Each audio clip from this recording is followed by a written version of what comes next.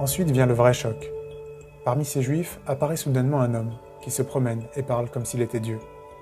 Il prétend pouvoir pardonner les péchés. Il dit qu'il a toujours existé.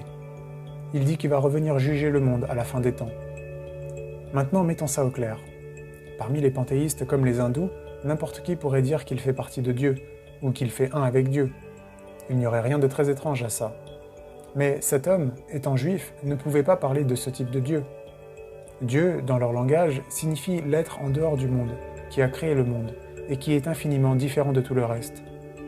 Et quand vous aurez assimilé ça, vous verrez que ce que cet homme a dit était tout simplement la chose la plus choquante qui n'ait jamais été prononcée de lèvres humaines. Une partie de ces affirmations a tendance à passer inaperçue, parce qu'on les a entendues tellement de fois qu'on ne s'aperçoit même plus ce que ça signifie. Je parle de l'affirmation de pardonner les péchés, n'importe quel péché. Maintenant, à moins que celui qui dit ça est Dieu, c'est vraiment une affirmation si ridicule qu'elle en devient comique. On peut tous comprendre comment un homme pardonne une offense qu'on lui a faite. Tu marches sur mon pied et je te pardonne. Tu voles mon argent et je te pardonne. Mais que fera-t-on d'un homme à qui on n'a pas marché sur les pieds et dont on n'a pas volé l'argent et qui annonce qu'il pardonne un autre pour avoir marché sur les pieds d'un autre ou volé l'argent d'un autre? Un imbécile heureux serait le qualificatif le plus gentil pour un tel comportement. Et pourtant, c'est ce que Jésus a fait. Il a dit aux gens que leurs péchés avaient été pardonnés. Il n'a jamais attendu pour consulter les autres personnes à qui ces péchés avaient sans hésitation porté préjudice. Il agissait sans hésiter, comme s'il était la personne principalement concernée, la personne principalement offensée dans toutes les offenses. Cela n'a de sens que s'il est vraiment le Dieu dont les lois sont enfreintes et dont l'amour est blessé à chaque péché.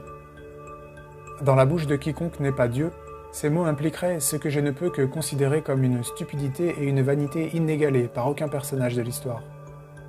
Pourtant, et ceci est la chose étrange significative, même ses ennemis, lorsqu'ils lisent les évangiles, n'ont pas généralement l'impression de stupidité ou de vanité, encore moins ceux qui lisent sans préjugés. Christ dit qu'il est humble et doux, et nous le croyons, sans remarquer que s'il était simplement un homme, l'humilité et la douceur seraient les dernières caractéristiques que l'on pourrait attribuer à certaines de ses paroles.